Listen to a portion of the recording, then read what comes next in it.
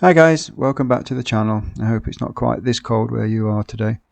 Right, quick video for you today if you've got a high lift trolley jack and you're a bit afraid when the car's jacked up that the angle between the car and the ground is just a bit too steep, and it seems that it feels like the axle stands could slip out. I always put a piece of wood or rubber in between so you've got no metal to metal contact. Same with the jack head as well, there's a rubber bung in there.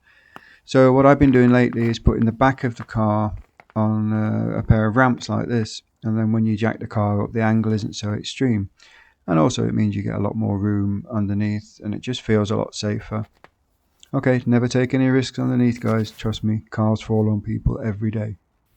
Right, thanks for watching. I hope you found that useful, and if you did, you know what to do, and I'll see you later.